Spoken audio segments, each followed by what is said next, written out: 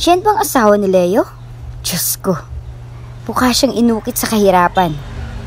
Bulalas ng sekretarya habang tumatawa. Pinagmamasdan si Amara na nakayuko naglalakad sa labi. Suot ang baduy na damit at makapal na salamin. Hindi ka ba nahihiya? Ang kapal ng mukha mong ipakita ang sarili mo rito. Sigaw ni Marga sabay tulak sa kanya. Ngunit sa likod ng maskara, kumislot ang kanyang labi dahil ang babaeng nilalait nila. Ang totoong siya, ang babaeng kayang agawin ng lahat sa kanila. Hindi nila alam isang lihim ang sasabog na makapagpapabagsak sa kanilang lahat. Bago ka pa lang sa channel neto, ibang kwento ni Ate Jane, istorya mo, ikwento ko. Huwag kalimutang pindutin ang notification bell at subscribe po. Mukha siyang katulong. Diyos ko, yan ba talagang asawa ni Sir Leo? Huwag kang maingay, baka marinig. Pero totoo naman, tignan mo yung sapatos niya. Gawa yata sa palengke. Isa-isang nag-angat ng tingin ang mga sekretarya, mga empleyado, at ilang bisita sa maluwag na labi ng De Rivera Architects, ang pinakamalaki at pinakaprestihiyosong architectural firm sa buong Makati. Ang kanilang mga mata ay sabik sa chismis at malalait. Lahat nakatuon sa isang babae na halos ikubli ang mukha sa likod ng makapal na salamin at simpleng asul na bestida na walang kabuhay-buhay ang tela. Si Amara. Hawak-hawak niya isang envelope na tila nanginginig sa higpit ng pagkakayapos. Malamig ang pawis sa kanyang batok.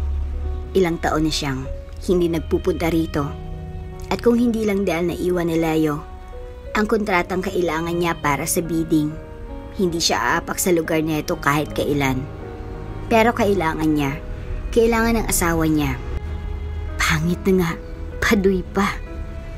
Bulong ng isa sa mga intern, sabay tawa. Si Amara pinilit tumingin sa sahig. Kahit gusto niyang tumakbo palayo, pinilit niyang lakarin ng makintab na marmol. Hakbang-hakbang na parang sinasaksak ang kanyang dignidad. Hoy! Isang boses ang kumawala sa gilid. Si Marga, ang mataray at mayabang na sekretarya ni Leo na palaging nakasuot ng mamahaling blazer at matulis na takong. Nakapamewang ito, pinupulupot sa daliri ng kanyang ID. Na tila iyon bang sagisag ng kapangyarihan. Anong ginagawa mo rito? Singhal ni Marga, pasadyang nilakasan ng boses para marinig ng lahat. Hindi ka ba marunong tumawag muna? Akala mo kung sino ka? Asawa ka lang. Walang karapatan dito. Namilog ang mata ng ibang empleyado. May iba pang naglabas ng cellphone. Kunwari nagtatext pero lihim na kumukuha ng video. Humigpit ang kapit ni Amara sa envelope.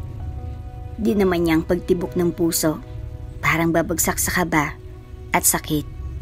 May naiwan si Leo. Mahinang sabi niya, halos pabulong. Leo daw oh. Tukso ni Marga, tumawa ng mapanlait. Akala mo kung sinong ka-level. Alam mo ba kung anong hitsura mo? Para kang inukit sa kahirapan. Humalakak ang dalawa pang sekretarya sa gilid. Isang hakbang palapit si Marga, nakataas ang baba. Sinadyang ilapit ang mukha kay Amara para mas lalong maramdaman ng panlalait. Kung ako sa'yo, hindi ko ipapakita ang pagmumukha ko rito. Nakakahiya. Parang huminto ang mundo ni Amara. Ramdam niya ang mga matang nakatuon sa kanya. Ang bigat ng tingin, ang talim ng salita. Ngunit sa taas ng ikalawang palapag, nakatayo si Leo sa salamin ng kanyang opisina. Matangkad. Impeccably dressed na itim na suit. Malamig ang ekspresyon. Pero ang mga mata niya, matagal nang nakatuto kay Amara. Isang aninong gumuhit sa kanyang titig. Galit ba iyon? Awa? O may malalim pang hindi mabasa? Hindi niya alam, pero hindi siya gagalaw. Hindi siya bababa para salubungin siya. At iyon ang pinakamasakit sa lahat. Napapikit si Amara. Kung pwede lang siyang matunaw sa kinatatayuan, ginawa niya na. Pero wala siyang pagpipilian. Nandito siya hindi para ipagmalaki ang sarili. Nandito siya para tuparin ang obligasyon niya bilang asawa, kahit alam niyang ikinakahiya siya nito. Alam mo? Muling wika ni Marga. Nakangisi. Marami ang nagtatanong kung bakit ikaw ang pinakasalan ni Sir Leo. Baka naman may utang na loob siya sa pamilya mo. Nagtawanan ng iba. Muling lumunok si Amara. Pilit hinuhugot ang lakas sa mga binitawang salita ng kanyang yumaong ina. Hindi nasusukat sa itsurang halaga mo, sa puso at tapang. Dahan-dahan, inangat niya ang kanyang mukha. Hindi pa rin niya maikubli ang kaba, pero pilit niyang isinukbit ang kaunting dignidad na naiiwan. Ibigay mo na lang ito kay Leo, sabi niya. Pilit pinapatadag ang boses habang inaabot ang envelope. Pero sa halip na kunin, sinampal ni Marg ang kamay niya palayo. Nalaglag ang envelope sa sahig. Sabog ang laman, mga kontrata, at mga planong mahalaga sa meeting ng asawa niya mamayang hapon. Ay, sorry.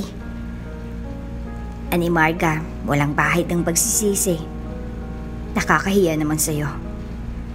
Isang dagok na naman sa puso ni Amara. Lumuhod siya, pinulot isa-isa ang papel habang humahagulhol ang mga sekretarya sa tawanan. Sa taas, si Leo ay nanatiling nakatingin, walang imik, walang kilos, parang estatwa.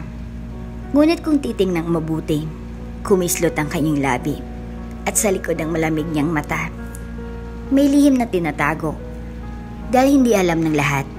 Ang babaeng tinutulog sa nila, ang babaeng pinagtatawanan at tinutulak, ang babaeng kinakahiya ng ilan, yun ang babaeng isang araw magpapabagsak sa lahat ng ito at walang makakapigil sa kanya. Nakapangalumbaba si Amara sa gilid ng elevator habang pilit niyang pinipigilan ang panginginig ng kanyang mga daliri. Hinahabol pa rin niya ang kanyang hininga mula sa matinding hiya kanina sa lobby. Ramdam niya ang mga matang patuloy na nakasunod sa kanya. Kahit wala na sila roon, parang iniwan sa balat niya ang marka ng kanilang pang-iinsulto. Marahan niyang hinaplos ang pisngi. Basang-basa ito ng pawis at kaunting luha. Tinapik niya ang sarili, pilit. Pinapaalala na hindi siya pwedeng madala ng kahiyan. Ngunit kahit ilang ulit niyang sabihin sa sariling, wala siyang pakialam. Kumagat pa rin sa laman niya ang sakit. Nilingon niya ang kanyang refleksyon sa makintab na elevator door. Nandun pa rin ang babaeng hindi kailanman kinagigiliwan ng mga mata ng Maynila. Makapal na kilay. Kulot na buhok na parang hindi madaluyan ng suklay. Makakapal na salamin na sumasakop sa kalahati ng kanyang mukha. Kung titignan, mukha nga siyang Betty LaFia. Pero yun ang itsura niyang sinanay niyang mahalin. O siguro, iyon ang itsura niyang sinanay niya itago ang tunay. Isang malalim na buntong hininga ang pinakawalan niya. Kung pwede lang sana siyang magtago sa anino ni Leo habang buhay, ginawa na niya. Pero may bahagi ng puso niya ang patuloy na umaasa na kahit isang beses man lang matuto siyang ipaglaban ito. Bumukas ang elevator, nakatungo si Amara. Handa nang lumabas at tumakbo palayo, ngunit isang anino ang sumalubong sa kanya. Mabilis siyang iniangat ang tingin at muntik na siyang mapaigtad sa gulat. Si Leo. Nakatayo siya roon, nakasandal sa gilid. Nakasuksok ang isang kamay sa bulsa. Hindi niya alam kung gaano katagal itong naroon. Hindi rin niya mawari kung paano nito nalaman kung saan siya bababa. Pero ang pinaka nakakapagtaka sa lahat, ang ekspresyon ng kanyang asawa. Wala nang nakasanayang lamig. Saglit na katahimikan. Kailangan mo ba nang? Basag na boses ni Amara. Ngunit hindi siya pinatapos ni Leo. Marahan nitong inangat ang kamay. At inapunan siya ng titig na malamig. Pero may bahid ng kakaibang pag-aalala. Kumain ka na ba? Bulong nito. Halos pabulong na parang ayaw marinig ng iba. Nanlaki ang mga mata ni Amara. Ano? Tanong niya, hindi makapaniwala sa narinig. Tila naiinis si Leo na kailangan niyang ulitin. Bahagyan itong nilapit ang mukha. Pinipilit manatiling impersonal ang tono. Kumain ka na ba? Parang piniga ang puso niya. Sa lahat ng tanong na inaasahan niyang marinig, sermon, paninisi, pangungot siya. Hindi niya naisip na ito ang sasabihin ng asawa. Hindi pa. Mahinang tugon niya. Isang kislot ang gumuhit sa labi ni Leo. Tila ba pilit pinipigilan ang sariling magpakita ng damdamin. Maghintay ka rito. Ha? Hindi siya pinansin. Lumakad si Leo palayo. Mabilis ang mga hakbang. Naiwan si Amara na hawak-hawak ang envelope. Hindi alam kung tatakbo lang siya o mananatili. Sa loob-loob niya, binabalak na naman ng asawa niyang palagi may lihim na ikinikimkim. Makalipas ang 5 minuto, bumalik si Leo. May dalang maliit na paper bag. Tahimik itong iniabot kay Amara. Sandwich, kape. Para siyang batang hindi alam kung matutuwa o lalong maiiyak. Hindi mo kailangang gawin to, sabi niya. Nanginginig ang boses. Alam ko. Maikling sagot ni Leo. Pero gusto ko. Nagkatinginan sila. Ilang segundong mahabang walang kumikilos habang ang mata ni Leo itim, malalim. Parang may dinadala. Gusto niyang basahin. Gusto niyang unawain. Pero hanggang ngayon, parang may makapal na pader na nakaharang sa pagitan nila. Marahan niyang kinuha ang paper bag. Ingat na parang baso iyong babasagin. Salamat. Mahina niyang sabi. Saglit na tumango si Leo. Saka lumingon na parang may pilit tinatago sa kanyang ekspresyon. Uuwi ka na ba? Tanong nito. Kunwari walang pakialam. Oo. Ayaw ko nang makaistorbo. Sagot niya halos pabulong. Hindi ka istorbo. Para siyang tinamaan ng kidlat. Hindi niya alam kung totoo yun o bahagi ng pagpapanggap ni Leo para hindi siya mapahiya. Pero kahit ano pa man, lumambot ang isang bahagi ng dibdib niya na matagal nang matigas sa tampo. Nilingon niya ulit ang refleksyon sa elevator. Ang babaeng kulot ang buhok, makapal ang salamin, hindi marunong mag-ayos ng kilay. Iyan pa rin ang nakikita niya, pero sa gilid ng salamin, kita niya mismo ang siguro'y kunwa-kunwarian na anyo ng kanyang asawa. Tahimik ang buong bahay nang dumating si Leo. Hindi na siya nagtangkang buksan ng ilaw sa sala. Kabisado niya na ang bawat hakbang, bawat sulok. Ramdam niya ang bigat ng gabi. Parang kasabay ng kanyang katawan ang isang bagyong hindi maipaliwanag. Sa likod ng kortina, si Amara'y nakaupo sa gilid ng sofa. Marahan siyang lumapit. Pilit hinahablot ang tapang para magsalita. Ngunit bago pa man siya makabuka ng bibig, naamoy niya na ang mabangong halimuyak ng alak na bumalot kay Leo. Hindi lasing ang asawa niya, pero malinaw na nakainom ito. Sapat para maging mas malamig ang kilos, mas mailap ang mga mata. Dumiretso si Leo sa hagdan, hindi siya nilingon. Leo? May nang tawag ni Amara. Hindi ito tumigil. Leo? Ulit niya, ngayon mas mariin ang tinig. Huminto ang lalaki sa gitna ng baitang. Dahan-dahan itong lumingon. Sa liwanag mula sa lamparang nasa console table, doon niya napansin ang isang pulang marka sa kwelyo ng puting polo nito. Isang hugis labing halik na malinaw kahit pilitin niyang hindi tingnan. Parang biglang nawala ang hangin sa kanyang baga. Marahang napalod si Amara sa tabi ng hagdan. Hawak ang dibdib niya na parang tinutusok ng ilang karayong. Hindi niya alam kung saan hugutin ang tinig, pero kailangan niya ng sagot. May babae ka na ba? Basag yung tanong, garal-galang boses. Sandali silang nagkatitigan. Walang emosyon ang mukha ni Leo. Ngunit ang kanyang mga mata parang may ipo-ipong gustong kumawala.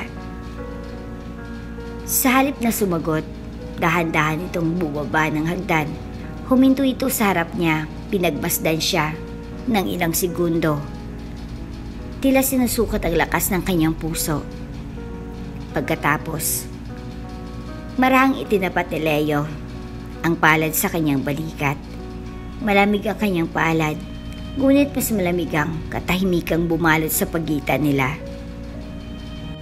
Alam mo, ikaw lang ang asawa ko. Mahina ngunit buo ang boses nito. Hindi siya makagalaw. Hindi siya makaiyak. Hindi siya makapaniwala. Pero asawa bang turing mo sa akin? O palamuti lang na kailangan dalhin dahil sa obligasyon? Gusto niyang sumigaw. Gusto niyang itanong kung sinong babaeng iyon. Kung iyon bang dahilan kung bakit kahit kailan hindi siya magawang mahalin. Ngunit sa dulo, tanging ang mga salitang iyon lang ang lumalabas sa labi niya. Mahina, durog na durog. Kung totoo man, bakit parang ako na lang palaging humahabol? Saglit na umalo ng lalamunan ni Leo, ngunit hindi ito sumagot. Sa halip, muling ibinaba ang kamay mula sa kanyang balikat at iniwas ang tingin. Tahimik na tumalikod ang lalaki at umakyat ng hagdan. Bawat hakbang nito, parang nag-iwan ng sugat sa kanyang dignidad. Naiwan si Amara sa paanan ng hagdan, yakap ang sarili. Pilit niyang nilunok ang pait na tumutulo sa kanyang puso. Alam niyang kung sino siya at ang babaeng nilalait sa opisina. Ang babaeng hindi makatingin ng diretso sa salamin. Ang babaeng iniwan ng sariling ama noong bata pa siya. Ang babaeng hindi kailanman pinili ng lalaking minahal niya sa kabila ng lahat. Mabagal siyang tumayo. Tinungo ang kusina para uminom ng tubig. Nanginginig ang kamay niya habang mahawakan. Nahulog ito mula sa estante. Tumama sa tiles ang baso at nagkabasag-basag. Sabay lagaslas ng luha niya. Sa bawat bubog na nagkalat sa sahig, parang nakikita niyang sarili, wasak, hindi buo, hindi mahalaga. Amara. Napaigtad siya nang marinig ang tinig ni Leo sa itaas ng hagdan. Bahagyang nakalabas ang ulo nito. Nakakunot ang noo. Anong nangyari? Tanong nito, malamig pero may bahid ng pag-aalala. Wala. Pabulong niyang sagot habang pilit pinupunasan ng mga luha. Wala. Saglit na katahimikan.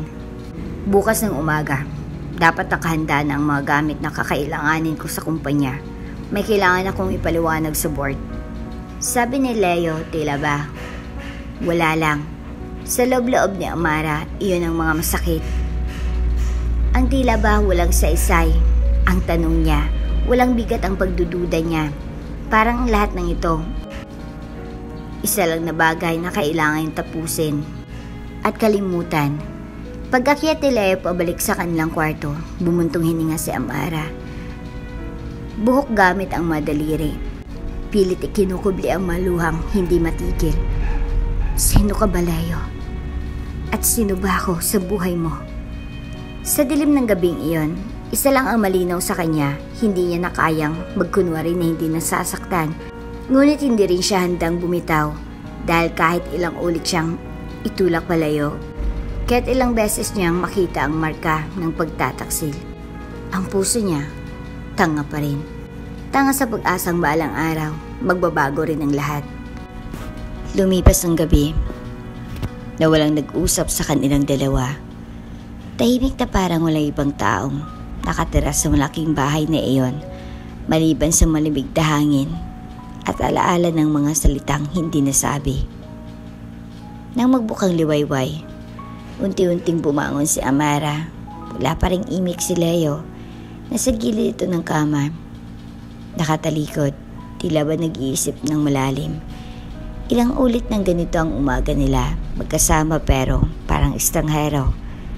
Habang pinagmamasdan niya ang matikas na likod ni Leo, muling sumagit sa isip niya ang dahilan kung bakit siya narito. 3 taon. 3 taon ng kasal na hindi batay sa pagmamahal. 3 taon ng pagiging asawa sa kontratang nakatali sa utang na loob. Napalunok siya, pilit pinipigil ang pamimigat ng kanyang dibdib. Naalala niyang araw na isinilid sa isang puting sobre ang dokumento. Ang kontratang pumirmi sa kanya kay Leo. Nakatayo siya noon sa harap ng ospital kung saan nakaratay ang kanyang inang malapit ang mawala. Ang ospital na iyon pagmamay-ari ng pamilya de Rivera. Kung pipirmal mo ito, sagot na namin ang lahat ng gastusin. At lahat ng properties na nasinanla niyo, ako nang bahala. Maring sabi ni Don Jaime, ang ama ni Leo, habang nakaupo sa itim na sasakyan. 3 taon lang, pagkatapos, malaya ka na. Bakit ako? Nanginginig na tanong niya. Tahimik lang din si Don Jaime, ngunit matalim ang tingin nito. Waring sinusuri ang laman ng kanyang kaluluwa. Dahil ikaw ang taong hindi magkaka-interes sa pera namin. Mariing sagot nito. Walang kaalam-alam si Amara kung bakit siyang napili. Pero sa gabing iyon, wala siyang ibang pagpipilian. Kailangan niya ng perang makakapagligtas sa kanyang ina. Kaya, kahit nanginginig ang kamay, pinirmahan niya ang kontrata. 3 taon. 3 taong pagpapanggap. 3 taon ng pagtitiis. 3 taon ng pag-asa na baka sakaling matutunan din siya ni Leo na mahalin. Ngunit sa bawat araw na lumilipas, lalo lang yung nararamdaman na wala siyang puwang sa puso nito. Magbibihis ka na ba? Pasag na malamig na tinig ni Leo sa katahimikan. Hindi siya lumingon, nakatayo pa rin. Inaayos ang cuff link ng kanyang puting sleeves. Oo, may niyang tugon, pilit isinusubo ang boses para hindi marinig ang panginginig nito. Tumayo si Amara, dahan-dahang iniwas ang tingin. Sa bawat araw niya, ramdam niyang bigat ng papel niya iyon. Ang kontratang parang multong lagi niyang pasan. Papalapit na siya sa pinto ng banyo. Nang mapansin niyang refleksyon ni Leo sa salamin ng cabinet, saglit silang nagtagpo ng tingin. Muli, wala siyang mabasa. Pero sa isang iglap, may kung anong kumislap sa mata nito, isang damdaming hindi niya kayang pangalanan. Ilang segundong nagtagpo ang kanilang paningin, walang salita, walang kilos, pero tila umuukit iyon ng sugat sa kanya. Leo, mahinang tawag niya, hindi niya alam kung bakit. Marahang umangat ang kilay ng lalaki, parang nagtatanong, kung matatapos ng 3 taon, ano na ako sa buhay mo? Tahimik si Leo. Sa wakas, sumuliap ito sa kanya. Malamig ang boses pero bahagyang namamaos. Huwag mo intindihin yan. Hindi pa naman tapos. Hindi pa naman tapos. Iyon lang? Wala man lang katiyakan kahit 1% ng pusing to ay napunta sa kanya? Napapikit si Amara. Hindi na siya umimik. Pumasok siya sa banyo at isinara ang pinto ng marahan. Pero sa likod ng kahoy, hindi niya na napigilan ng luhang kanina pa niya pinipigil. 10 minuto siyang nakasandal sa pintuan. Pilit tinutuyo ang mga mata hanggang sa dahan-dahan siyang bumangon, humarap sa salamin. Hindi ka dapat umasa. Mahinang bulong niya sa sarili. 3 taon lang ito. Tapos, wala ka na. Habang binabasa niya ang mukha niya, doon niya muling napansin ang kulot na buhok, makapal na salamin, at maputing balat. Ang babaeng ito ang piniling ipakita sa mundo. Hindi dahil wala siyang kakayahang mag-ayos, kundi dahil ito ang naging balutin niya laban sa mga mata ng ibang huhusga. Ngunit sa likod ng maskara, alam niyang may ibang siya.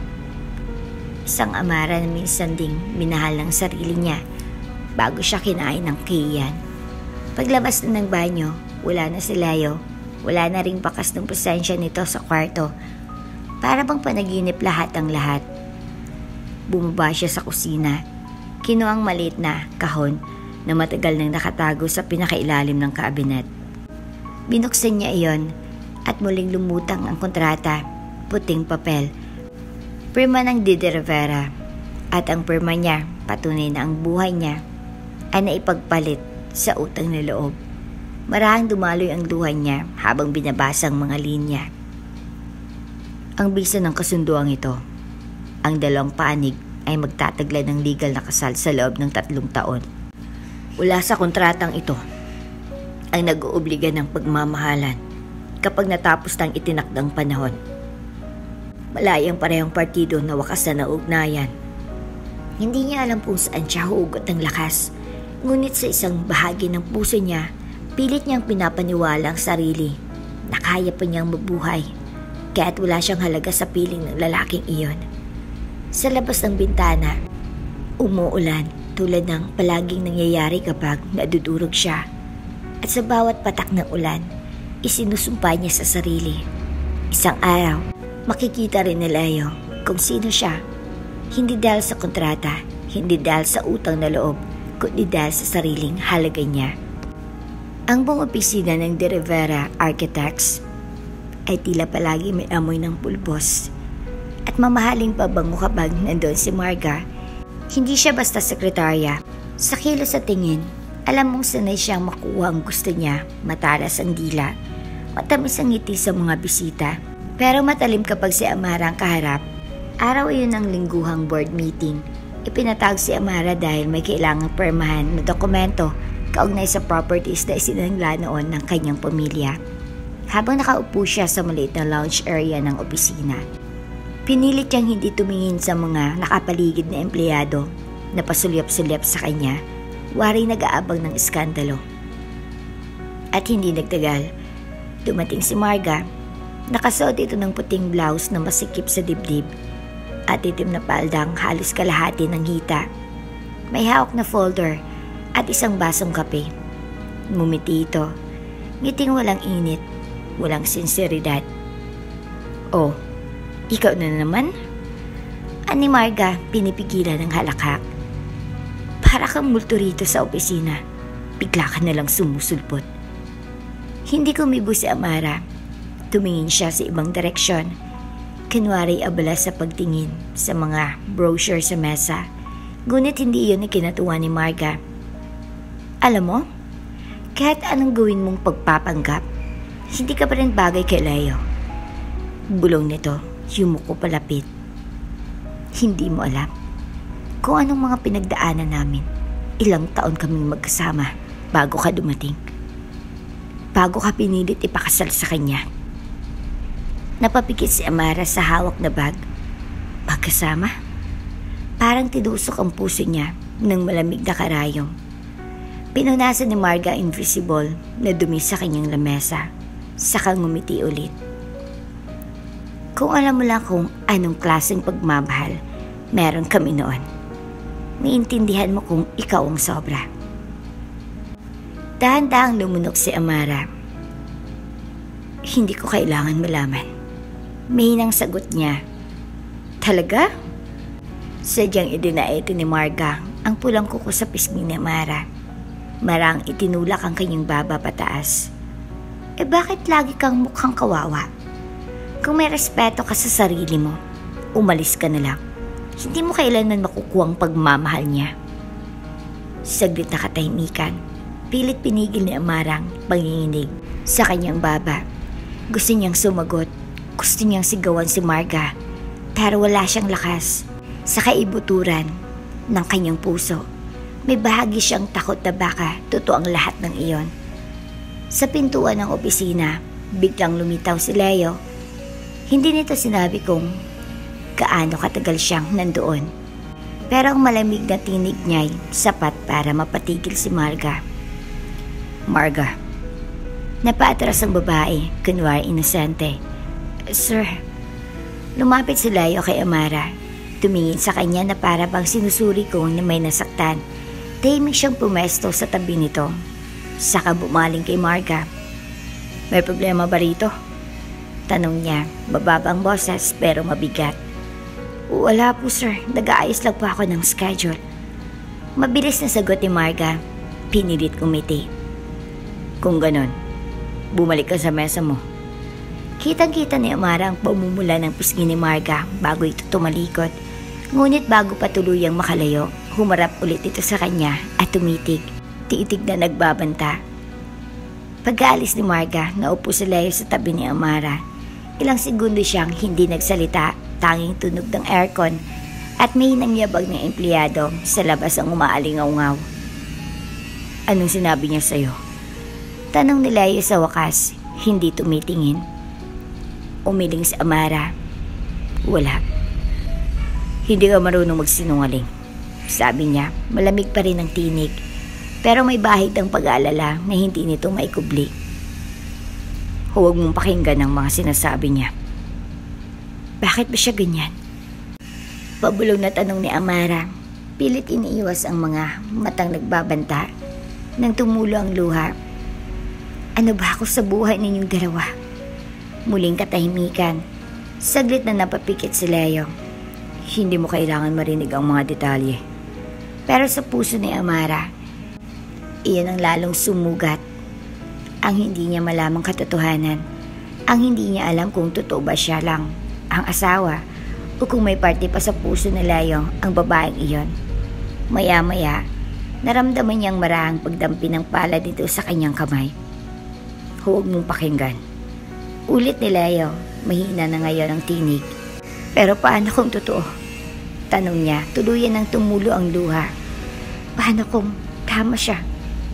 Nawala akong halaga. Dahan-dahan siyang tiningnan ni Leo. Sa unang pagkakataon, nakita niyang parang may lamat ang malamig na maskara nito. Hindi siya sinagot, pero sa paraan ng pagkakahawak ni Leo sa kanyang kamay, parang may gustong ipahiwatig, isang bagay na hindi nito kayang bigkasin. At sa sandaling iyon, napagtanto ni Amara na kahit gusto niyang lumaban, kahit gusto niyang magpakatatag, may bahagi sa kanya na marupok. May bahagi sa kanya na hindi pa rin makawala sa pag-asang baka may puwang siya sa pusong iyon. Nang kumawala si Leo sa pagkakahawak, iniabot nito ang folder na dapat permahan, tahimik, hindi umiwas ng tingin. Habang tinatanggap niyang dokumento, ang mga mata nila ay nagtagpo, punong-puno ng mga salitang hindi mabigkas. At sa gilid ng opisina, hindi niya alam, si Marga ay nakasilip muli. Ang labi nito, bahagyang nakakorba sa ngiting puno ng lihim. Isang ngiti na nagsasabing hindi pa tapos ang laban. Mag-aalas 8 ng gabi nang makauwi si Amara mula sa opisina. Tahimik ang bahay, tahimik na parang may nagmamasid. Iniwan niya ang bag sa sofa at huminga ng malalim. Buong araw na siyang balisa mula nang mapansin niya ang malamig na titig ni Marga sa kanya bago siya umalis. Hindi na siya mapakali. Parang may nakasabit na panganib sa paligid. Naghihintay lang ng tamang sandali para umatake. Habang inaabot niya ang mga sulat sa console table, napansin niya ang isang sobre na walang pangalan ng sender, puting sobre. Walang sulat kamay o tatak. Tila isinuksok lang doon nang walang gustong makaalam kung kanino galing. Kumislot ang kaba sa dibdib niya habang marahang binubuksan iyon. 1, 2, 3 segundo. Paghatak niya ng papel, ramdam niya ang lamig ng hangin sa batok niya. Parang may espiritong dumaan. Isang pirasong papel ang iyon, kulay abong, parang galing sa lumang typewriter. Ngunit sapat ang laman para manginig ang mga tuhod niya. Kung gusto mo pang mabuhay ng matagal, umalis ka na sa buhay ni Leo. Hindi ikaw ang para sa kanya. Bumigat ang palad ni Amara. Unti-unti siyang napaupo sa gilid ng sofa. Hawak ang sulat na parang mabigat sa bakal. Saglit siyang napatingin sa kisame. Pilit humuhugot ng lakas. Hindi ako magugulat ko. Si Mark ang may gawa nito.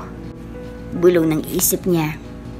Pero ang tinig sa sulat, parang may mas malalim pang galit.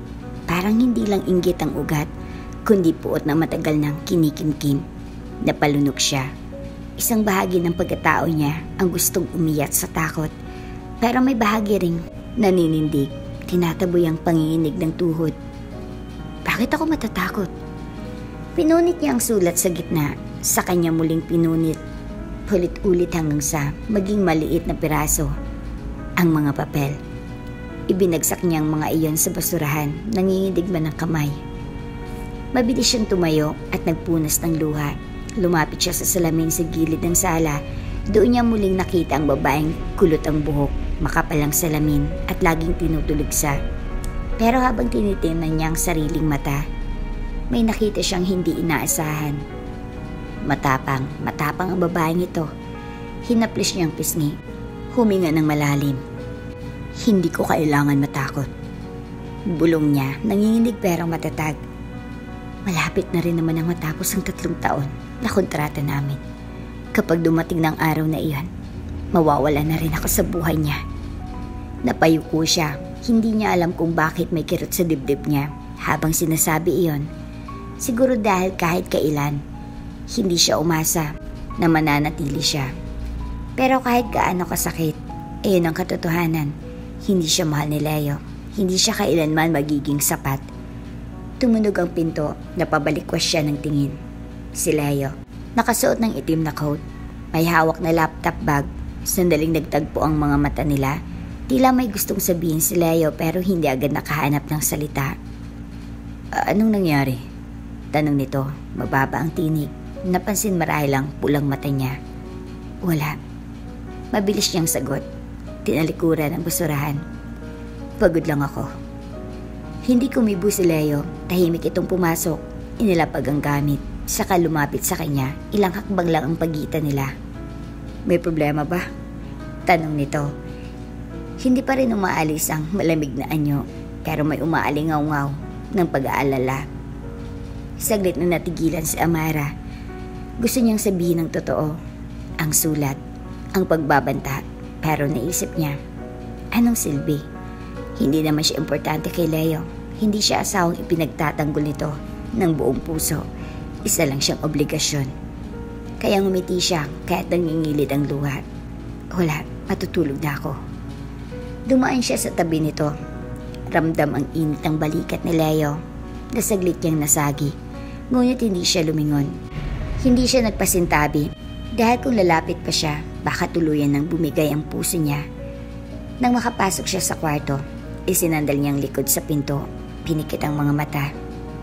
Hindi na magtatagal, matatapos rin ng lahat ng ito. Iyon ang ulit-ulit niyang sinabi sa sarili habang unti-unting bumabagsak ang luha sa pisngi niya. Pero sa kaibuturan ng puso niya, may tinig na bulong ng bulong. At kapag dumating ang araw na iyon, handa ka na bang umalis? Sa labas, narinig niyang bumuntong hininga si Leo. Muli, katahimikan. Dalawang puso magkalapit pero hindi kailanman magkarugtong. At sa basurahan, nakasilip pa rin ang piraso ng sulat. Parang multong hindi niya kayang katakasan. Sa loob ng opisina ni Leo, mahigpit ang pagkakasara ng pintuan.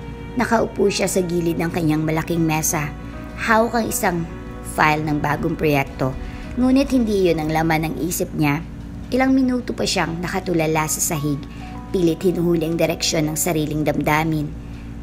Mula nang mapansin niya ang tungkol sa mga mata ni Amara kagabi, may isang bahagi sa kanyang dibdib na hindi mapakali. Parang may hinahabol siyang hindi niya alam kung kailan nagsimulang mawala. 3 taon. 3 taon ang kasunduang ito. At sa mga natitirang buwan, hindi niya maipaliwanag kung bakit ayaw niya itong matapos. Marahan niyang pinisilang tulay sa kanyang ilong. Hindi siya pwedeng mahulog sa ilusyong ito. Iyon ang usapan nila ng kanyang ama. Isang kasal na walang obligasyon ng damdamin, walang pagmamahalan, walang komplikasyon. Pero bakit ganito? Bakit kapag nakikita niya ang luhang pilit itinatago ni Amara, may humihila sa kanya na yakapin ito? Mabigat ang buntong hininga niya nang biglang bumukas ang pinto. Pumasok si Marga, dalang isang folder at ang dating pamilyar na ngiting inaakala ng lahat nakaakit-akit. Pero para kay Leo, matagal nang wala iyong saysay. Leo? Simula ni Marga, lumapit ng walang paalam at inilapag ang folder. May dala akong proposal para sa project sa Tagaytay. Hindi siya tumugon. Tahimik niyang sinulyapan ng papel. Saka muling ibinalik ang tingin sa sahig. Napansin ni Marga ang kaulangganan niya. Tumabi ito sa kanya, Bagyang isinandal ang balikat sa braso niya. Alam mo, pwede naman natin balikan kung ano tayo dati. Pwede tayong magsimulang muli. Mariin niyang ipinikit ang mga mata. Pilit nilulunok ang inis. Hindi na siya magugulat sa linyang iyon. Ilang buwan nang ganito si Marga. Laging nagpaparinig. Laging binabalik ang nakaraan nilang matagal niya nang ibinaon. Marga. Malamig niyang sabi, hindi tinitingnan. Hindi na mauulit yun. Bakit? Marahang tanong ng babae.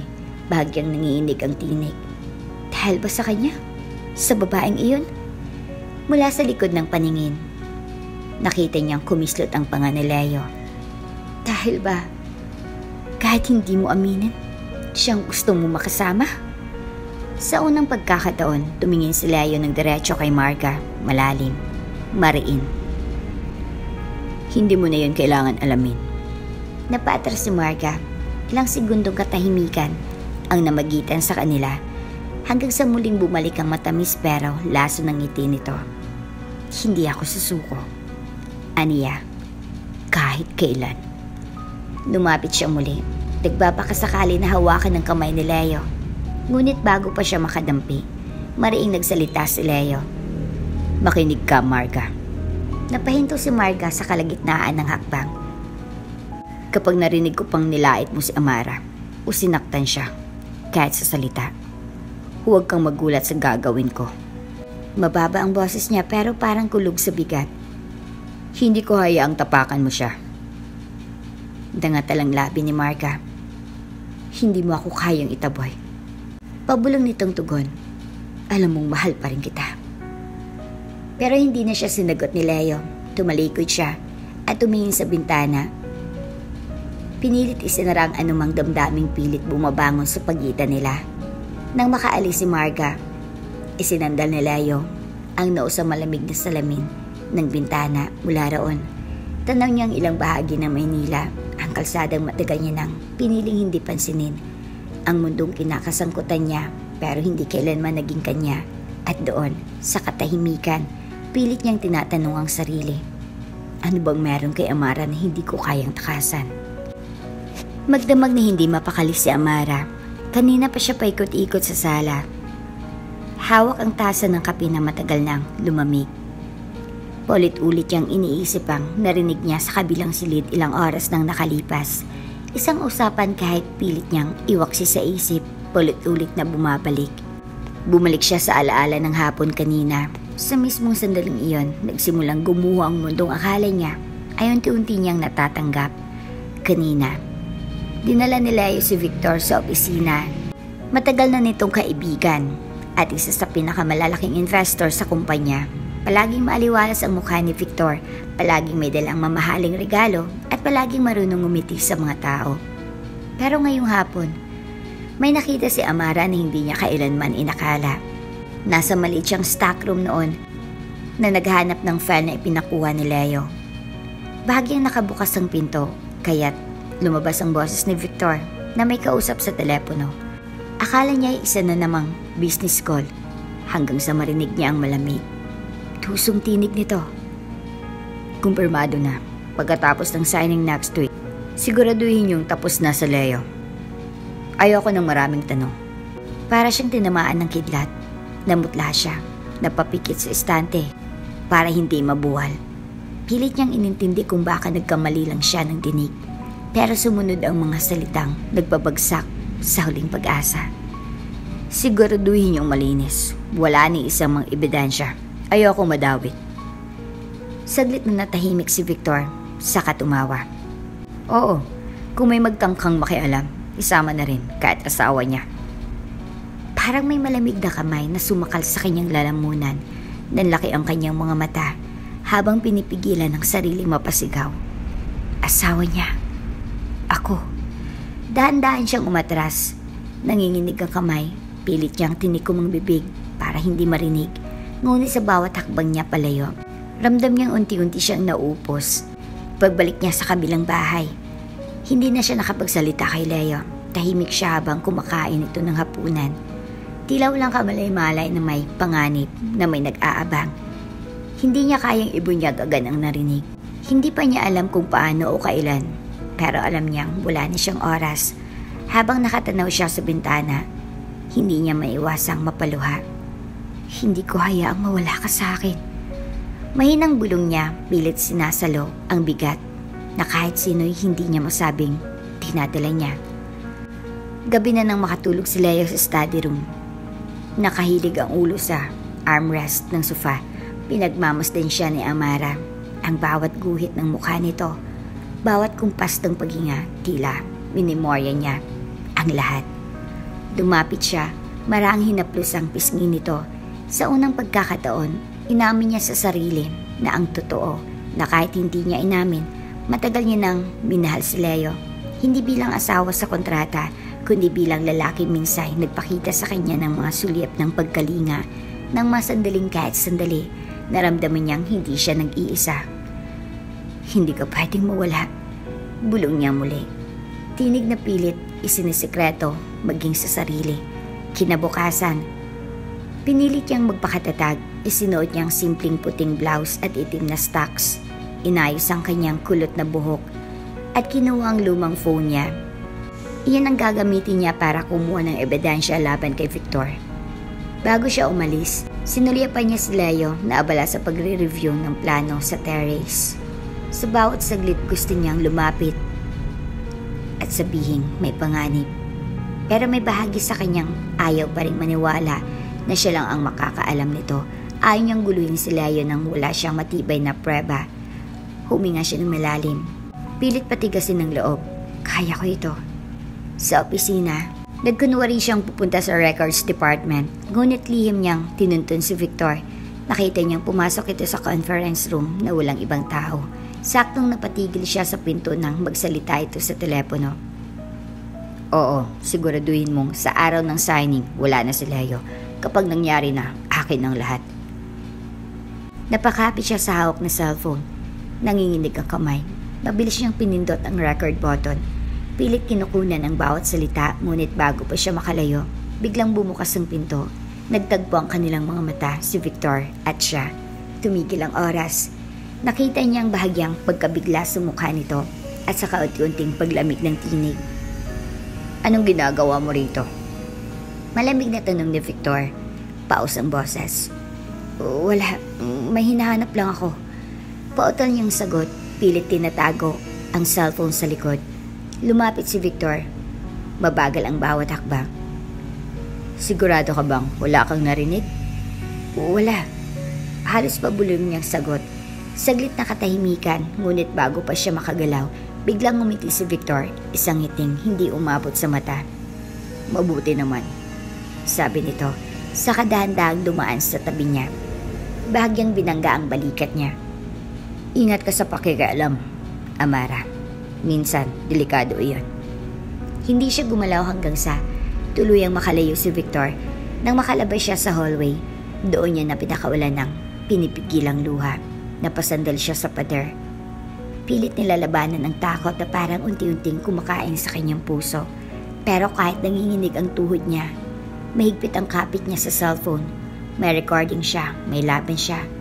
At kung ito ang tanging paraan para mailigtas si Leo, gagawin niya kahit kapalitay buhay niya. Tahimik ang buong bahay ng gabi na iyon. Ilang oras nang nakaupo si Amara sa paanan ng kama. Hawak ang lumang cellphone na may laman ng kanyang lihim. Ang boses ni Victor, ang bantang sasagasa sa buhay ni Leo. Paulit-ulit niyang iniisip kung kailan niya iyon ipapakita, kung paano niya sasabihin may panganib. Ngunit sa gitna ng mga tanong na hindi niya kayang sagutin, nanatili siyang nakatanaw sa lalaki sa kanyang harapan. Si Leo, mahimbing ang tulog nito, maraang humihinga. Para bang wala itong ideya. Sa labas ng mga pader na ito, may kamay na gustong wasakin ng lahat. Dahan-dahan siyang tumayo. Lumapit sa gilid ng kama. Ilang beses siya na itong tinitigan sa mga sandaling tulog. Kapag wala ang maskara ng lamig. Kapag wala ang pader na itinayo nila sa isa't isa. Kapag ganito, parang ordinaryong mag-asawa lang sila. Hindi niya napigilang haplusin ng pisngi ni Leo. Mainit iyon sa palad niya. Tila pinapaalalahanan siyang totoo ito. Hindi isang panaginip. Bakit ngayon lang kita natutunang mahalin ng ganito? mahining niyang bulong. Napakagat siya sa labi, pinipigilan ng luhang pilit umaagos. Ilang taon siyang nagpakasasa sa ideya na wala siyang halaga rito. Naisa lang siyang palamuti sa buhay nito, pero ngayong alam niyang maaari itong mawala anumang oras. Doon niya na lamang hindi niya kayang mabuhay kung wala ito. Dahan-dahan niyang inilapit ang kanyang muka, pinagmasdan niyang matangos na ilong nito. Ang mahinang pilik mata, ang bahagyang nakabukang labi. Isang iglap lang, isang sandali lang, marahang niyang idinampi ang labi niya sa labi nito. Akala niya ay sapat ng isang halik, isang pagtatapat na kahit hindi kailanman marinig ni Leo, may lalabas niya kahit saglit ang damdaming matagal niyang kinulong. Pero nang maramdaman niyang init ang labi nito, nang matikman niya ang matamis na hininga, hindi na siya makaalis. Parang may puwersang humihila sa kanya, parang sa unang pagkakataon, may katotohanan kompleto ang kanilang dalawa. Napasandal siya sa dibdib ni Leo. Ninanamdam ang init, hanggang sa bigla siyang maramdaman ng lalaki. Marang kumilos ang mga labi nito laban sa kanya, isang ungol ang kumawala sa lalamunan ni Leo. Mababa, magaspang. Nang dumilat ito, dumama ang mga mata niya sa mata ni Amara. Mga matang punong-puno ng pagtataka, ngunit may bahid ng damdaming hindi maipaliwanag. Amara. Garalal na tinig ni Leo. Hindi siya nakasagot, nakaangat pa rin ang mukha niya. Nakalapat pa rin ang labi sa kanya. Isang saglit na katahimikan, isang ikot ang mundo na tanging sila lang ang may alam. At nang hindi na makapigil si Leo, marahan itong inangkin ang labi niya sa isang halik na walang alinlangan, walang pilit, walang kontrata, walang kasunduan, kundi dalawang pusong pagod na sa pagpapanggap. Marahan siyang hinila ni Leo palapit. Naramdaman niyang init ng palad nitong dumapo sa kanyang batok. Ang bigat ng damdamin nitong humihingal. Hindi na siya makaiwas. Hindi na siya makatanggi sa katotohanan. Matagal nang binabaliwala ng isip niya na mahal niya ito. Na kahit ano pang sakit, kahit ilang ulit siyang saktan, siya pa rin ang hahanapin ng puso niya.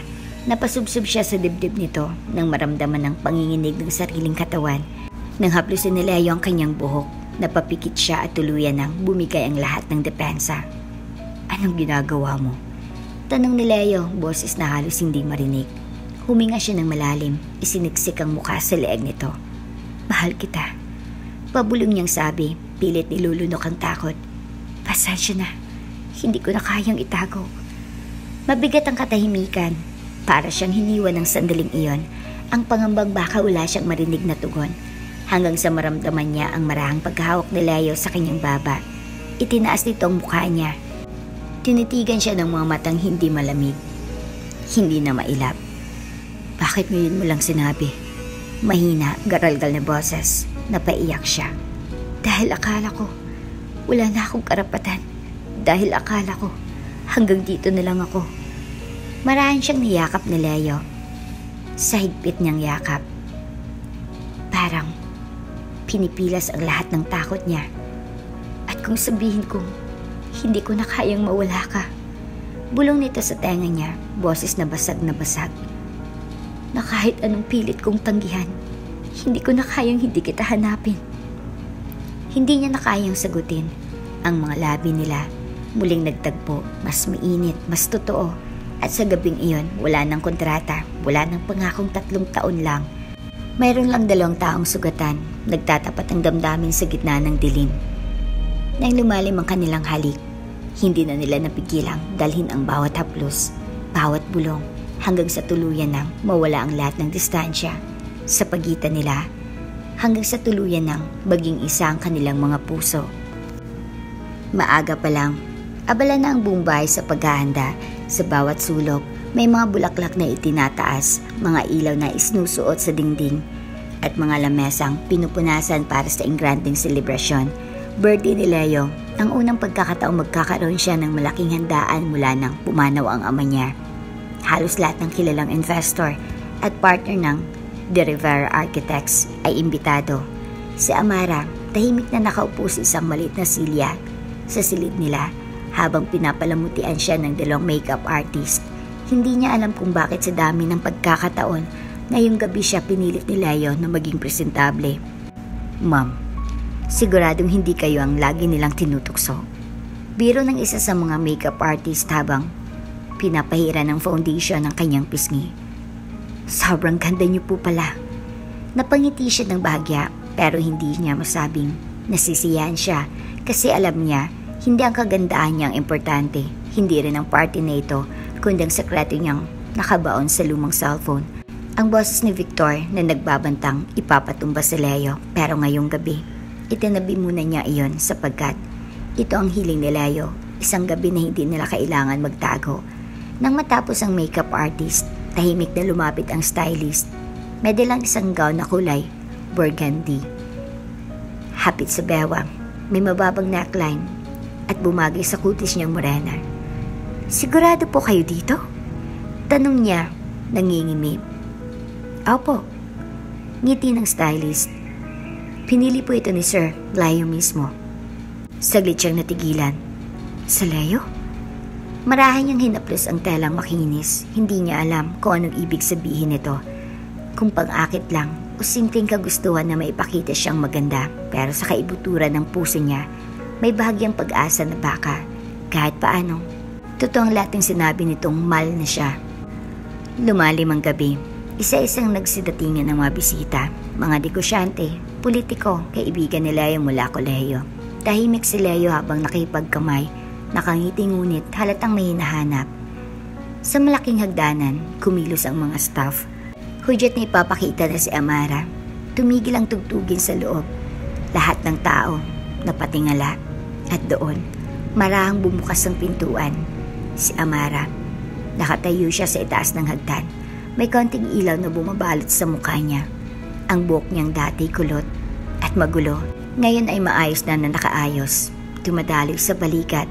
Ang makapal na salamin. Wala na. Tanging mahabang pilik mata at mapupulang labi ang bumagay sa kanyang hubog. Isang munting pag-irap ang gumuhit sa gilid ni Marga na nakatayo sa sulok. Nalilisik ang mga mata. Ngunit wala siyang magawa kundi mapatingin din. Sa ibaba, nanatiling nakatulala si Leo. Hindi siya gumalaw. Hindi nakapagbitaw ng kahit isang salita. Parang isang saglit na walang ibang tao sa silid kundi sila. Marang bumaba si Amara, hawak ang railing. Sa bawat hakbang, pakiramdam niya ay tinatanggal niya lahat ng maskara. Ang babaeng itinutuligsa, tinatawag na pangit, tinataboy. Hanggang sa huminto siya sa harap ni Leo. Hindi pa rin ito kumikilos, nanatili ang titig nito tila nabighani. Sobrang ganda mo. Mahinang bulong ni Leo. Halos pabulong lang sa pagitan nila. Halos, di kita nakilala. Nanginginig ang dibdib ni Amara. Hindi dahil sa takot, kundi dahil sa paraan ng pagtingin nito sa kanya. Hindi bilang obligasyon, hindi bilang asawa sa kontrata, kundi bilang babae. Marahang lumapit si Leo. Tinapik ang kanyang pisngi na may marahang init. Salamat. At nandito ka. Dagdag ni Leo, boses na may bahagyang panginginig. Lalong bumigat ang dibdib niya. Gusto niyang sumagot, pero wala siyang masabi. Kaya ang nagawa na lang niya ay ngumiti. Isang ngiting totoo, walang alinlangan. Nagsimula muling tumugtog ang musikang klasikal. Lumingon si Leo at inilahad ang kamay. Sayaw tayo. Tahimik siyang tumango. Inabot niya ang palad nito at sa sandaling magdikit ang kanilang mga kamay. Tila may dumaloy na kuryenteng hindi niya kayang ipaliwanag. Sa gitna ng maraming mata, dahan-dahan silang nagsayaw. Maraming bulungan, maraming nagulat, pero wala siyang pakialam. Amara. Mahinang ngunit buo ang boses ni Leo habang nakatitig sa kanya. Salamat dahil pinili mong manatili. Wala kang dapat ipagpasalamat. Sagot niya, halos pabulong. Ako ang dapat magpasalamat. Kasi kahit papaano, pinili mo akong mahalin. Hindi agad sumagot si Leo, ngunit sa titig nitong puno ng damdamin, ramdam niya, kahit walang salitang kailangan, na totoo ang lahat. At sa sulok, nakamasid si Marga. Ang kamay nito, mahigpit na nakakuyong, puno ng galit, puno ng inggit. Hindi pwedeng matapos ito ng ganito. Bulong ni Marga sa sarili. Gagawa ako ng paraan. Sisirain ko kayong dalawa. Sa gabing iyon, Sa kabila ng sayaw na puno ng lihim ng pag-ibig, may aninong nagsusumpa na hindi matatapos ang gabi ng walang kapalit. Nang matapos ang sayaw, isang katahimikan ang bumalot sa buong bulwagan. Parang lahat ay natigil sa paghinga. Nagtataka kung sino ang babaeng nasa bisig ni Leo. Si Amara. Dahan-dahan silang tumayo sa gitna ng dance floor. Magkahawak kamay pa rin. Ramdam niya ang bigat ng mga matang nakatuon sa kanya. Mga matang dati puro pangungutya, pero ngayon ay punong-puno ng pagtataka. Hindi ko akalain. Bulong ni Leo, nakatitig sa kanyang mukha na parang may binabasa. Na ganito kakaganda. Napayuko siya, pilit tinatago ang pamumula ng kanyang pisngi. Dati ko pa namang alam. Mahinang sagot ni Amara, na kaya mo ring makakita ng ganda sa akin. Saglit na tumawa si Leo. Basag-basag ang boses. Siguro, dati pa ako bulag. Hindi niya alam kung anong nagbago. Siguro dahil sa mga gabing dahan-dahan silang naglapit sa mga salitang pilit itinatago pero hindi na kayang ikubli. Lumapit si Leo, marang hinaplos ang pisngi niya. Amara. Pero bago pa ito makapagsalita, lumapit si Marga. Hawak ang isang tray ng wine. Nakangiti ito. Ngunit sa likod ng ngiti ay ang titig na parang kutsilyong gustong sumugat. Sir Leo? Ani Marga, matamis ang tinig. Congratulations po sa napakagandang selebrasyon. Hindi kumibo si Leo. Nanatili ang tingin nito kay Amara. Para bang wala siyang ibang naririnig. Napansin ni Marga ang kaulang pansin niya. Unti-unti itong namutla, ngunit pinilit ipagpatuloy ang pagsasalita. At syempre, kay Ma'am Amara, hindi ko alam na may ganyang transformation pala. Marahang bumaling si Leo. Malamig ang tingin. Marga, wala ka na dapat sabihin. Napakagat si Marga sa labi. Bahagya niyang ibinaba ang tray. Ngunit bago umalis, maraan siyang lumapit kay Amara. Hindi lahat ng maganda nagtatagal. Bulong nito. Halos wala sa tono. Tandaan mo yan. Hindi na sumagot si Amara. Tiningnan niya lang si Marga sa mata. Hindi na may takot, kundi may tahimik na lakas na matagal nang nawala sa kanya. Nang makalayo si Marga, maraan siyang hinarap ni Leo. Huwag mo siyang pakinggan. Ngunit hindi iyon ang mahalaga sa kanya. Ang mahalaga, narito siya ngayon, nakatayo sa tabi ng lalaking minsang naging estranghero sa kanyang buhay. At ngayon, unti-unting bumubuo ng kung anong hindi pa nila kayang pangalanan. Pagsapit ng hating gabi, konti na lang ang natirang bisita. Tahimik silang dalawa sa terrace ng bahay. Nakatayo si Amara sa gilid. Hawak ang malamig na baso ng tubig, habang si Leo ay nasa likod niya, pinagmamasdan ang bawat galaw niya. Hindi ko alam na mahulog ako ng ganito. Biglang sabi ni Leo, boses na mababa, parang kinikimkim ang lahat. Nilingon siya ni Amara. Anong ibig mong sabihin? Huminga ito ng malalim. Inilagay ang kamay sa railing. Noong una, iniisip kong kaya kitang iwasan. Kaya kong ituring lang na parte ng kasunduan. Pero habang lumilipas ang mga buwan, napalunok siya. Ano? Hindi ko na kayang itanggi. Tahimik siyang napayuko. Ramdam niya ang panginginig ng kanyang dibdib. Lumapit si Leo. Marahang ipinatong ang mga kamay sa magkabilang braso niya. Mainit ang palad nito. Tila pinupuno ang lamig na matagal nang nanunulay sa puso niya. Amara, bulong ni Leo, patawarin mo ako. Kung ngayon ko lang piniling makita ka. Kung ngayon ko lang naunawaan na ikaw palang matagal ko nang hinahanap. Hindi niya na napigilan ang luhang kanina pa naghihintay. Sa gilid ng kanyang mga mata, dahan-dahan siyang bumagsak habang hinaharap niya si Leo. Wala kang dapat ipagpaumanhin. Mahinang sagot niya. Dahil ako rin, matagal akong natakot. Takot saan? Takot na baka isang araw, matapos ng lahat. Pabulong niyang sabi, pilit pinupunasan ng luha, na baka isang araw, magising ako na wala na ako sa buhay mo. Marahan siyang niyakap ni Leo mula sa likod. Hindi na siya nakagalaw. Ramdam niyang tibok ng puso nito laban sa likod niya. Mainit. Totoo. At sa unang pagkakataon, hindi niya na pinagdududahan. Wala ng kontrata. Bulong ni Leo sa kanyang tenga. Wala ng 3 taon. Ikaw at ako. Wala ng hangganan. Isang hikbi ang kumawala sa kanyang dibdib. At sa sandaling iyon, hindi niya na ininda lahat ng sakit, lahat ng takot. Sa likod ng salamin ng terrace, hindi nila alam na may isang pares ng matang nakasilip. Si Marga, nakatayo sa dilim. Mahigpit na nakakuyom ang kanyang palad. Hindi pwedeng ganitong ending ninyong dalawa. Bulong niya sa sarili. Hindi ako papayag. Kinabukasan, kumalat sa opisina ang malaraw nila ni Leo at Amara sa birthday party. Magkahawak kamay, magkatitigan, magkasayaw. Ang mga empleyadong dati palaging nagbubulungan at tumatawa. Ngayon ay tahimik na pinagmamasdan siya kapag dumadaan. Wala nang mga ngiting mapanlait. Ang mga mata nila puno ng pagkamangha. At sa gitna ng lahat, si Leo ay tila lalong hindi mapakali kapag wala siya sa tabi. Parang bata itong palaging humahanap ng dahilan para lumapit. Para hawakan ng kamay niya kahit ilang segundo. Sa bawat araw na lumilipas, unti-unti niyang nararamdaman na ang pagmamahal nilang parehong itinanggi noon.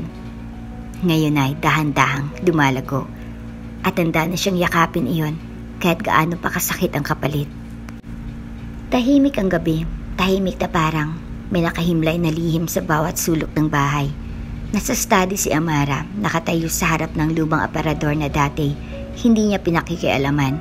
Isang sulat ang hinahanap niya.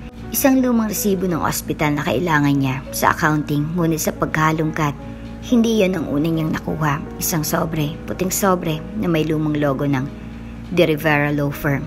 Nanginginig ang kanyang kamay nang buksan iyon. Ramdam niya agad na hindi yan ordinaryong dokumento. Nang mabasa niyang unang linya, bumagsak ang mundo niya. Sa bisa ng kontratong ito, kung sakaling mabunyag ang kasunduan sa pagitan ng magkabilang partido, mawawala ng karapatan si Leo De Rivera sa anong pamana ng pamilyang De Rivera. Hindi niya namalaya na tumutulo na pala ang luha niya. Unti-unti niyang binasa ang bawat salita. Ang bawat probisyong nagpapaliwanag kung paano ang kasal nila ay itinakdang huwag lumabas sa publiko. Isang kasunduang sinelyuhan ng mga pirma nila na parang tanikala sa kanilang dalawa. Kapag nabuking, mawawala ang mana ni Leo. Sumandal siya sa gilid ng mesa, pilit pinipigil ang sariling humagulhol. Ito bang dahilan? Ito bang dahilan kung bakit biglang bumait si Leo? Bakit biglang nagbagong pakikitungo nito? Dahil takot itong mawalan ng pamana? Napapikit siya sa dibdib niya, parang may kamay na pumipisil sa puso niya hanggang sa hindi siya makahinga.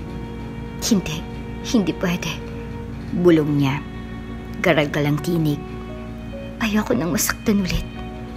Samantala, nasa garden si Leo. Nakaupo sa itim na bangko, hawak ang cellphone. Isang gabi na siyang hindi makatulog. Hindi dahil sa negosyo. Hindi dahil sa mga obligasyon, kundi dahil sa takot. Takot na baka isang araw, kapag tuluyan na nilang tinanggap ang nararamdaman nila, mawala rin lahat. Ang pangalan niya, ang kumpanya, ang yaman. Pero sa bawat pag-iisip niya noon, isa lang ang malinaw. Wala akong pakialam. Tumingala siya sa madilim na langit. Pinisil ang kanyang mga mata. Kung mawala man ang lahat, basta huwag lang siya. Nang bumalik siya sa loob ng bahay, nadatnan niya si Amara sa study. Nakatalikod dito, nakayuko, hawak ang piraso ng papel. Amara? Tawag niya. Lumapit ng dahan-dahan. Hindi ito kumibo, pero nang makalapit siya, doon niya napansin ang panginginig ng balikat nito. Ano yan? Tanong niya.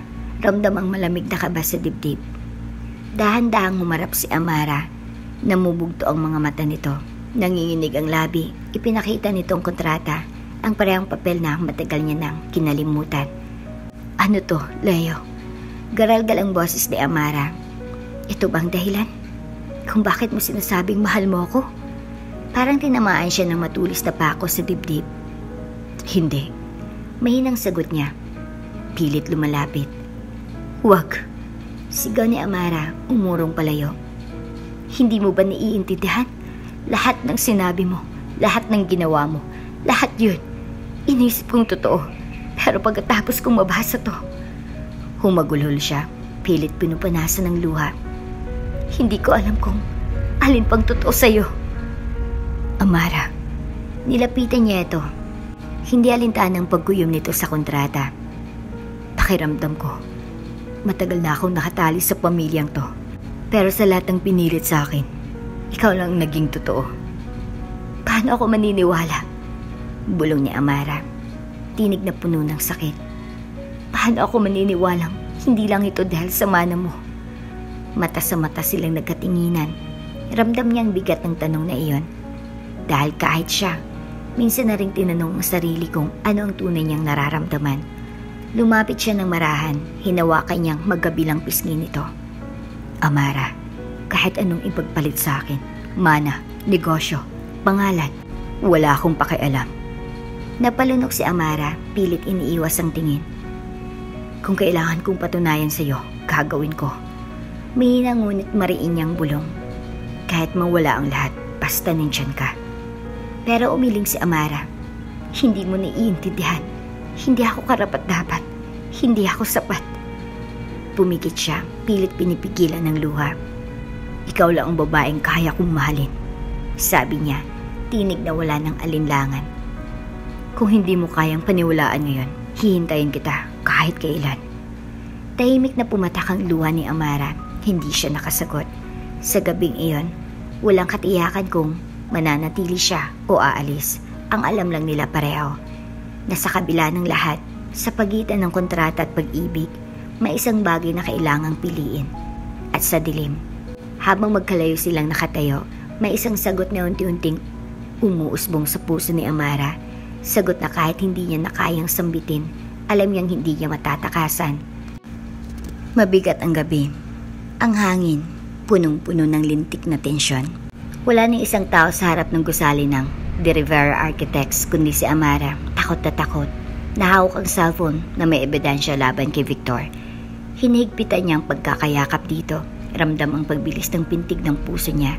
Alam niyang hindi na siya pwedeng umatras, pero hindi niya akalaing darating ang ganitong sukdulan ng lahat. Isang anino ang humakbang mula sa dilim. Si Victor. Nakatayo ito sa likod ng sasakyan. Malamig ang titig na parang walang kahit anong bakas ng pagkakaibigan na minsang pinaniwalaan nilang totoo. Dahan-dahan itong inangat ang baril. Itinutok iyon sa kanya. Victor! Garagal ang tinig niya, pilit hindi nagpapakita ng takot. Huwag mo tong gawin. Ngumisi si Victor, nalilisik ang mga mata. Bakit hindi? Dito na rin lang nagtatapos ang lahat. Hindi mo kailangang pumatay. Halos pasigaw na sabi ni Amara. Nanginginig ang buong katawan. Pwede pa nating ayusin to. Pwede mong ipaliwanag kay Leo. Kay Leo? Malakas na tao ni Victor. Nanginginig ang balikat sa galit. Kay Leo? Na walang ginawa kundi kunin lahat ng dapat sa akin? Isang hakbang pa siya palapit. Lalo niyang itinaas ang baril. Akala mo ba, ikaw ang problema? Hindi, kayong dalawa. Tila bumagal ang oras. Ramdam niyang init ng kanyang luha. Hindi siya makagalaw. Hanggang sa may isang tinig na puminit sa katahimikan. Huwag mo siyang gagalawin. Si Leo. Sumulpot ito mula sa kabilang gilid. Pawis at habulang hininga. Galit na galit ang mga mata. Nanginginig ang mga kamao. Leo. Bulong ni Amara, nanginghilid ang luha. Tumingin si Victor kay Leo, saka ngumisi ng mabangis. Sakto.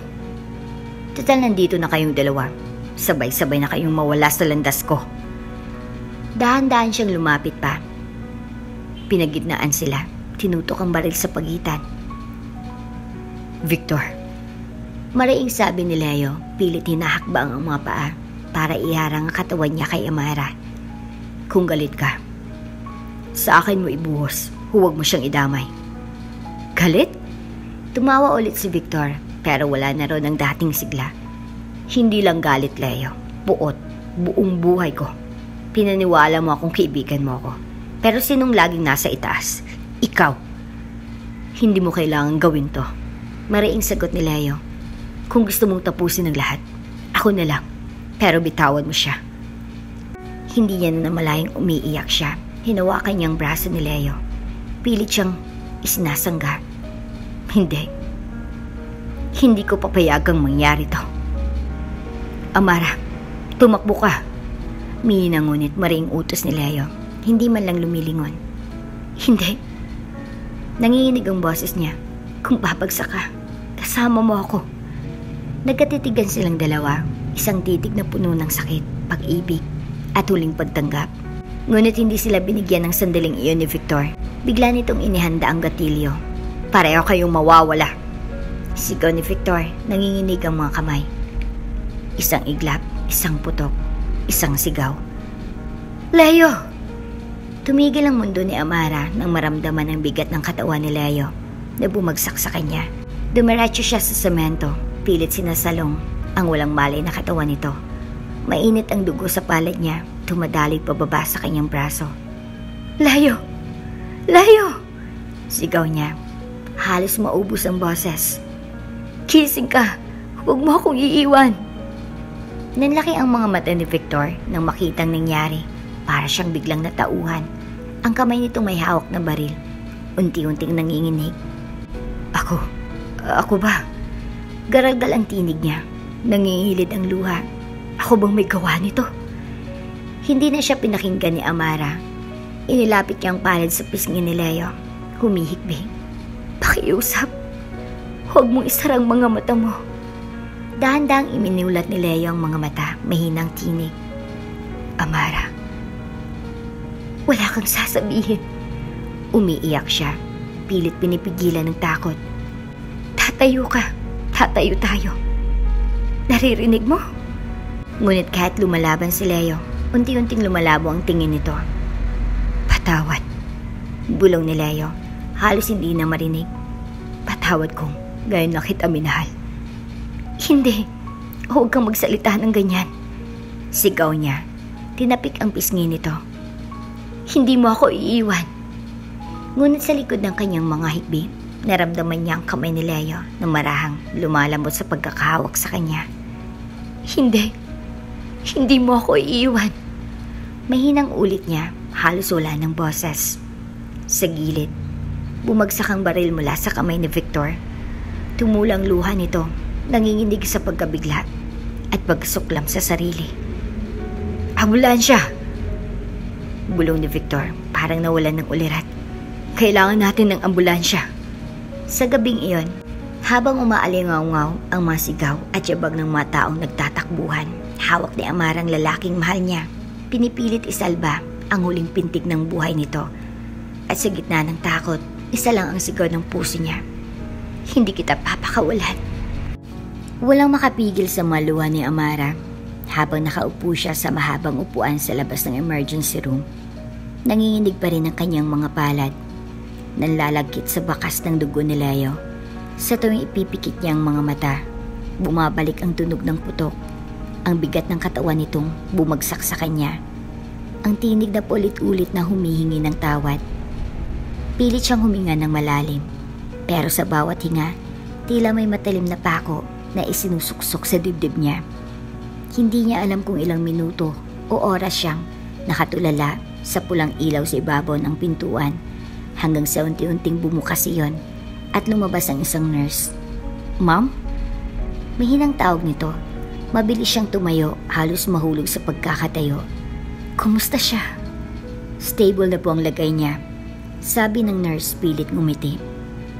Tumama sa balikat ang bala. Naagapan agad bago lumala ang pagdurugo. Nasa recovery room na po siya. Para siyang binagsakan ng mundo, pero sa wakas, may bahagyang ginhawa na pahawak siya sa dibdib, humahagulol sa sobrang pagod at relief. Salamat! Salamat, Diyos ko! Salamat! Bulong niya, paulit-ulit. Nanghihina siyang bumalik sa upuan. Hindi niya alintahan ang mga taong nakatingin. Wala siyang pakialam kung anong sasabihin nila. Ang mahalaga lang, buhay si Leo. Makalipas ang ilang oras, pinayagan na siyang pumasok sa kwarto. Dahan-dahan niyang binuksan ng pinto. Tahimik na pumasok. Nakita niya si Leo, nakahiga, nakakabit sa swero. Maputlang mukha nito pero mahinaong humihinga. Marahan siyang lumapit. Naupo siya sa tabi ng kama. Pilit hinahaplos ang kamay nitong balot ng gasa. Leo. Minang tawag niya. Nanginginig ang tinig. Tumilat si Leo. Mabigat ang mga pilik mata. Nang magtagpo ang kanilang mga mata, napaiyak siya. Amara, bulong nito, garal-gal ang boses. Patawad. Mabilis niyang sabi, pilit pinupunasan ng luha. Patawad kung naging matigas ako. Kung hindi agad ako naniniwala. Umiling si Leo, marahan itong pinisilang kanyang kamay. Wala kang kasalanan. Meron. Umiiyak siya. Pinagdudahan kita. Akala ko ginagawa mo lang to dahil sa mana. Huminga si Leo ng malalim. Pilit hinuhugot ang lakas. Mahal kita. Hindi pera ang dahilan. Hindi siya makapaniwala kung paanong sa kabila ng lahat. Sa kabila ng kontrata, ng mga lihim, ng mga sugat, narito pa rin sila, magkahawak. Kung pwede lang kitang ilayo sa lahat. Basag na sabi ni Leo, pinipilit niyang ngumiti kahit nangingilid ang luha. Kung pwede lang kitang gawing ligtas, araw-araw ko yung gagawin. Hindi niya na kayang pigilan ng damdamin. Marahan siyang yumuko. Hinalikan ang noon nito. Hindi mo kailangang humingi ng tawad. Kasi kahit anong mangyari, hindi kita iiwan. Tahimik na umagos ang luha ni Leo. Salamat. Sa sandaling iyon, parang naghilom ang lahat ng sugat. Parang ang lahat ng sakit ay isa lang proseso para umabot sila rito. Sa totoo. Sa labas ng kwarto, nakatayo si Marga. Niyakap niya ang sariling katawan, pinipigilan ng panginginig ng kanyang kamay. Hindi niya alam kung bakit, pero sa unang pagkakataon, naramdaman niyang wala siyang laban. Habang pinagmamasdan niyang nakabukas na pinto, nakita niya si Leo at Amara, magkahawak, magkausap na parang wala ng ibang tao sa mundo. Hindi ba dapat akong nasa tabi niya? Tanong niya sa isip. Hindi ba akong pinili niya noon? Ngunit kahit anong pilit niyang isumbat, isang katotohanan ang nanunuot sa kanya. Nawala ng puwang ang galit niya sa pagitan ng dalawang pusong pinili ang isa't isa. Pagbalik ni Amara sa tabi ni Leo, dahan-dahan siyang bumalik sa pagkakaupo. Hindi na siya umiiyak. Ang natira na lang, isang tahimik na pagtanggap. Alam mo ba, mahinang sabi ni Leo. Pilit bumaling ang ulo. Minsan, iniisip ko, kung hindi tayo pinaglapit ng kontrata, magkikita kaya tayo? Napangiti siya, kahit may luha. Siguro hindi. Siguro hindi mo ako mapapansin. Hindi. Mariing sagot ni Leo, bahagyang lumakas ang tinig. Kung saan ka man, mahanap pa rin kita. Natawa siya sa gitna ng iyak. Sigurado ka? Sigurado. Sagot niya, mata sa mata. Kasi kahit ilang ulit akong mawala, ikaw pa rin ang uuwian ko. Tahimik siyang yumuko.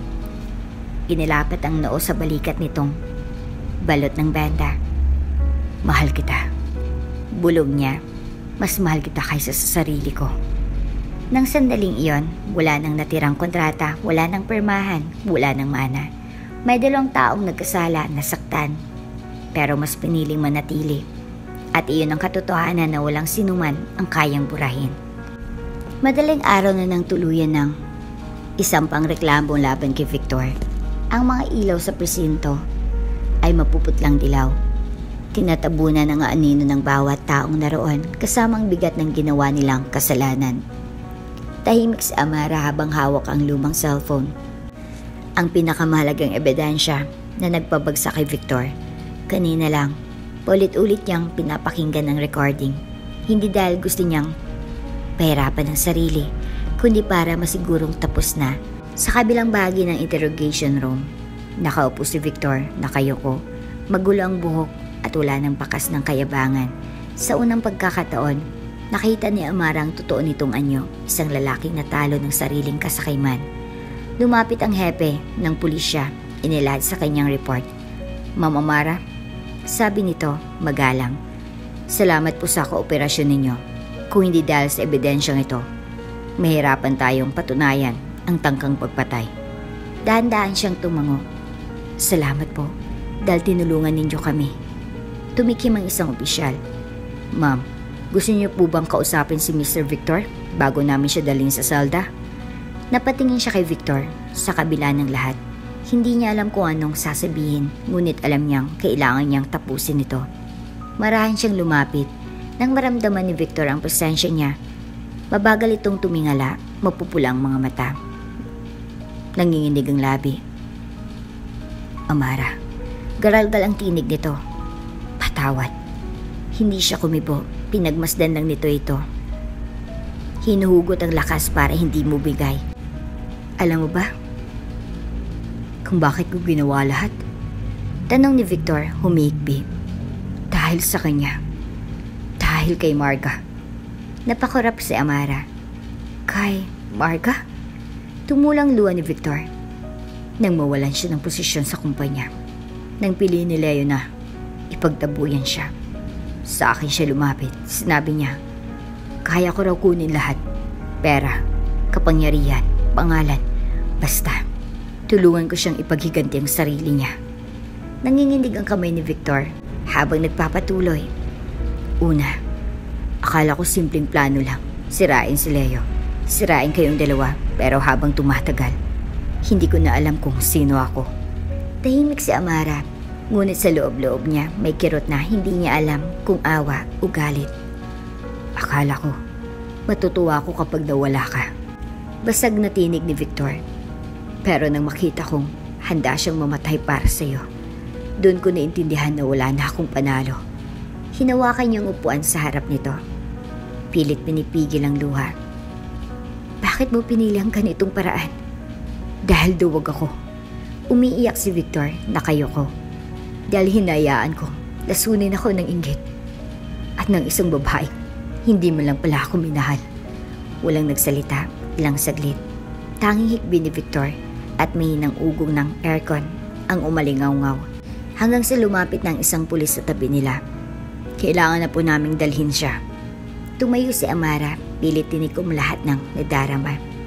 Victor, mahinang sabi niya, hindi ko alam kung kailan kita mapapatawad, pero sana isang araw matutunan mong patawarin ang sarili mo. Saglit na nagtagpo ang kanilang mata, walang galit, walang pagtuturo ng sisi, kundi isang mahinahong pagtanggap na tapos na ang lahat. Dahan-dahang itinayo si Victor ng dalawang pulis habang inilalabas nito ito sa silid. Saglit na lumingon si Victor sa kanya, tila may gustong sabihin ngunit wala ng lakas para bigkasin. Sa labas ng presento, malamig ang hangin. Nakayuko si Amara, hawak pa rin ang cellphone, pinipilit pakalmahin ang nanginginig na dibdib. Hindi niya alam kung ilang sandali siyang nakatayo roon hanggang sa may mainit na kamay na marang dumampos sa balikat niya. Amara. Mabilis siyang lumingon. Si Leo, nakasuot ng itim na coat, maputla pa rin, ngunit nakatayo na. May banda ang balikat nito pero nakahawak na sa sarili. Anong ginagawa mo rito? Garalgal ang boses niya. Aging niya itong sinalubong. Dapat nagpapahinga ka. Hindi ko kayang hindi ka puntahan. Mahinang sagot ni Leo. Pinupunasan ng luha niya gamit ang mga daliri. Hindi ko kayang wala ako sa tabi mo. Hinawakan niyang braso nito. Pilit sinusuri kung okay lang. Ayoko maulit yun. Ayoko maulit na muntik kitang mawala. Saglit na natahimik si Leo bago dahan-dahang ngumiti. Isang ngiting pagod pero totoo. Hindi na ako mawawala. Bulong nito. Dahil simula ngayon, wala nang lihim, wala nang kontrata. Ikaw na lang. Naiyak siya sa harap ng lahat ng tao. Hindi niya pinigilan, hindi niya ikinahiya. Sa unang pagkakataon, naramdaman niyang buo siya, walang bahid ng pagdududa o takot. Paano kung mawala ka ng mana? Tanong niya, nanginginig ang boses. Hindi mo ba pagsisisihan? Mariing umiling si Leo. Mas malaking kapahamakan kung mawala ka. Niyakap niya ito, mahigpit. Sa bawat bintig ng puso nilang magkadikit. Alam niyang tapos ng pinakamadilim na kabanata. At kahit anong hirap pang dumating, handa na siyang harapin iyon. Dahil sa huli, ang totoo lang ang mahalaga ay sila. Nang marating nila ang bahay, tila ba iba ng lahat. Ang dati malalaking espasyo na puno ng katahimikan ngayon ay parang tahanan na. Hindi na ito yung lugar na puno ng lihim, ng kontrata at ng pader na hindi nila matawid. Tahimik silang naupo sa sala, kapwa-waring hindi makapaniwala. Nabuhay sila pareho matapos ang lahat. Hindi ko akalaing darating tayo sa ganito. Bulong ni Amara nakatingin sa kanilang magkahawak na kamay. Sa alin? Tanong ni Leo, nakahilig sa sandalan, pinagmamasdan siya. Na sa kabila ng lahat ng sakit, pipiliin pa rin nating manatili. Sabi niya, unti-unting napangiti kahit namumugto pa ang mga mata. Huminga ng malalim si Leo bago marahang ipinatong ang kamay sa dibdib niya. Alam mo ba kung bakit kita minahal? Hindi siya agad nakasagot. Hindi dahil sa utang na loob. Patuloy ni Leo. Hindi dahil sa takot na mawalan ng mana. Hindi rin dahil sa awa.